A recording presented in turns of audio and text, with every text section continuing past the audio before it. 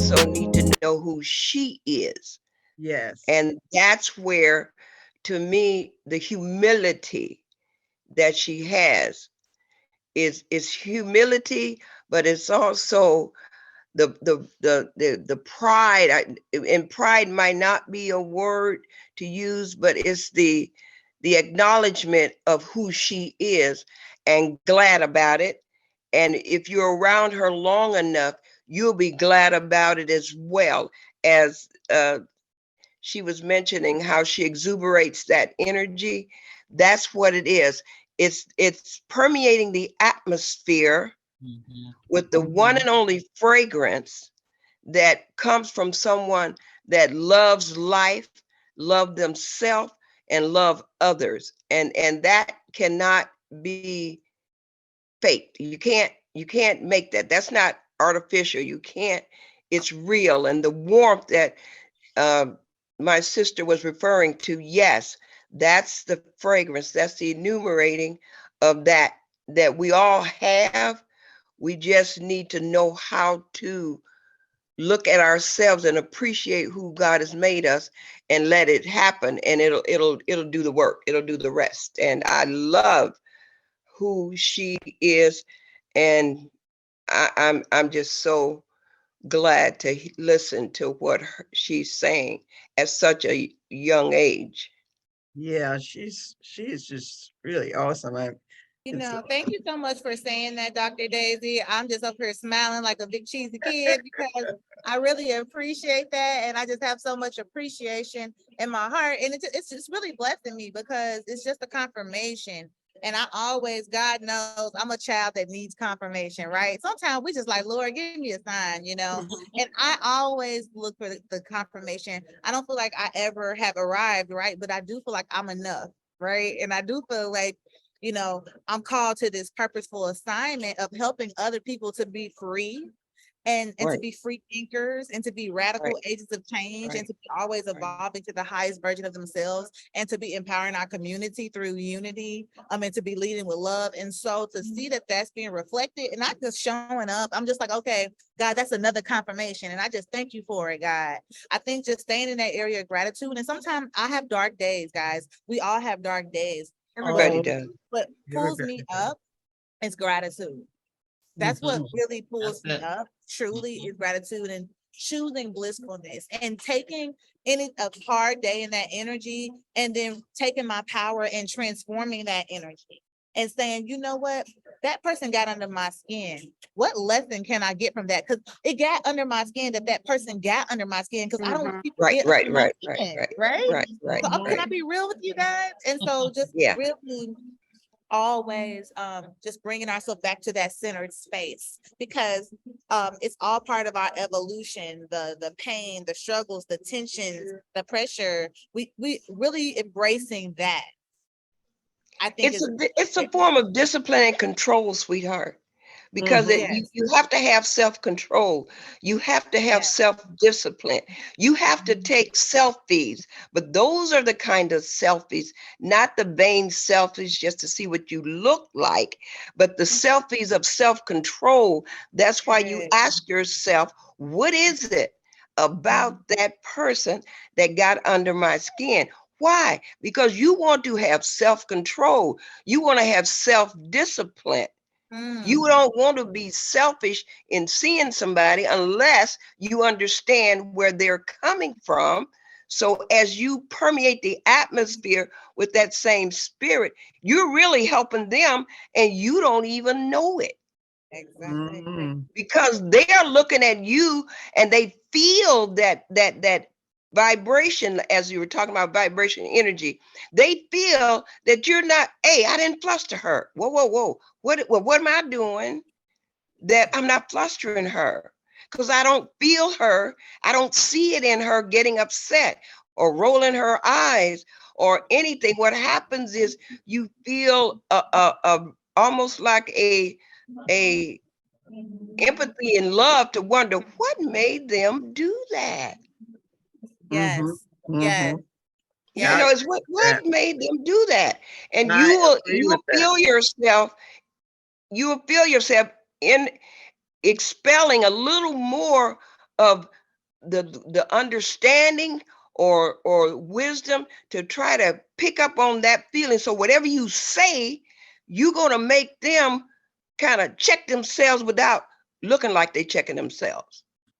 Yes, as you're speaking, Dr. Daisy, I'm thinking about the balance between silence and sound. Right, That's right. what I'm Yes, thinking about. yes, yes, yes, The yes. balance between silence and sound. Sometimes in an argument, whether it's with a person or whether it's with the person in your head. Right, yes, sometimes yes, silence, shut it They up. do live in there. sometimes silence is the best option. Yeah, just And shut it up. if you don't Yeah. have nothing good to say, don't say it, right? Right, right. Just And shut then it up and just sometimes, look at them with sometimes a loving look. exactly. And then in that silent place, you can get clarity.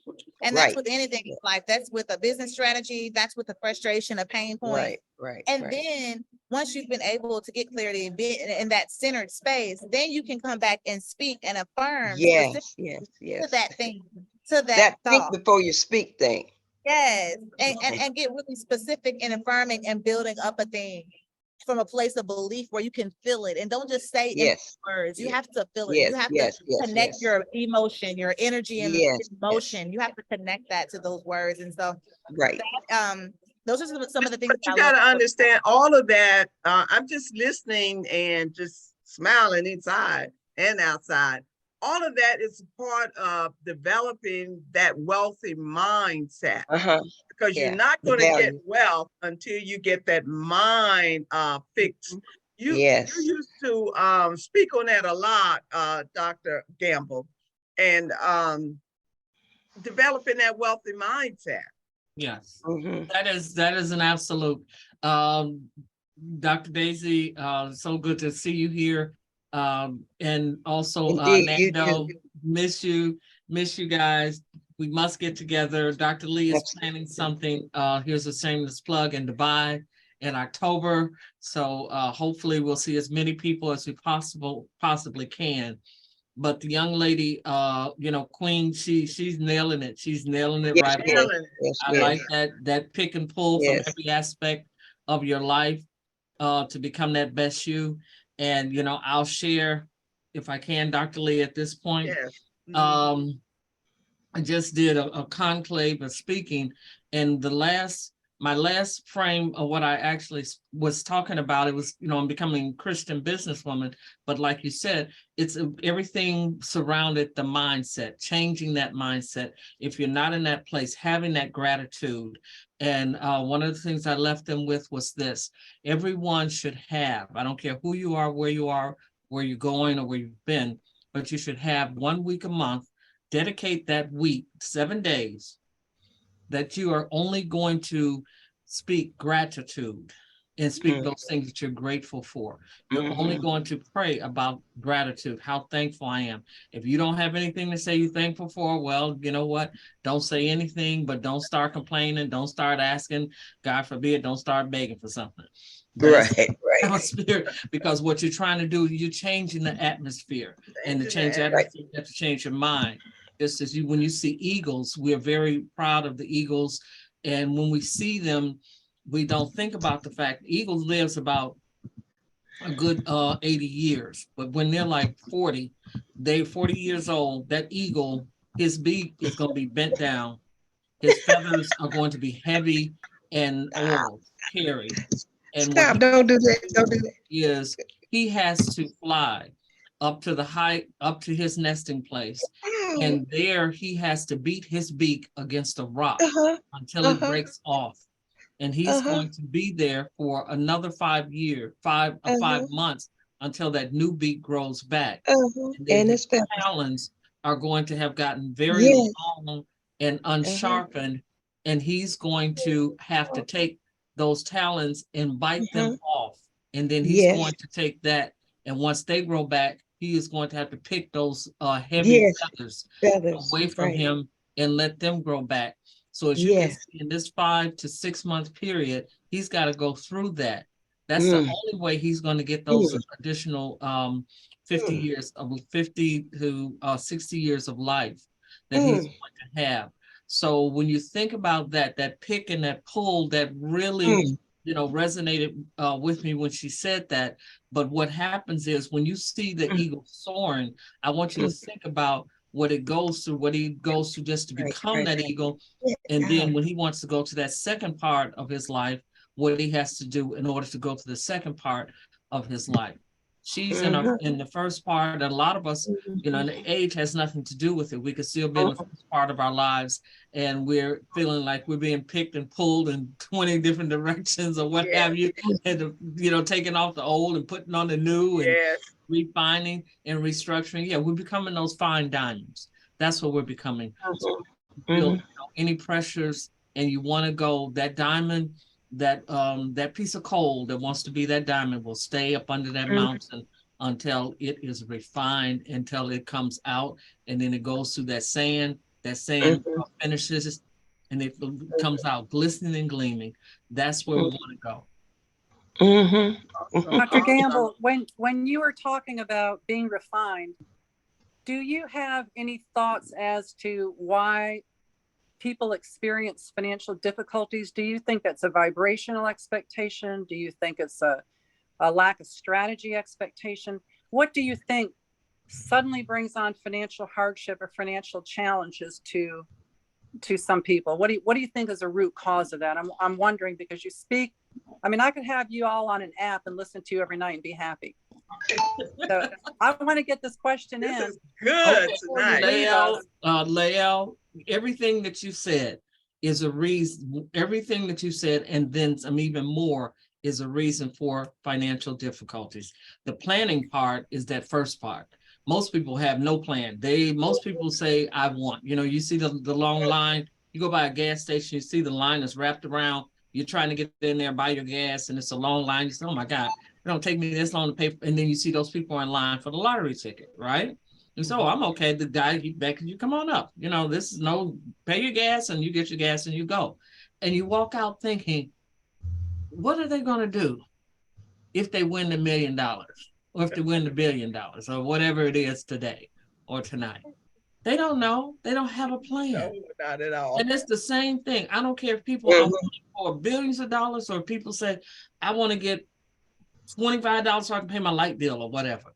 It doesn't matter. If you don't have a plan of not only how you're going to get it, but the most important part of the plan, it's not how you're going to get it, it's what you're going to do with it. That's why he's kept away from you. That's good.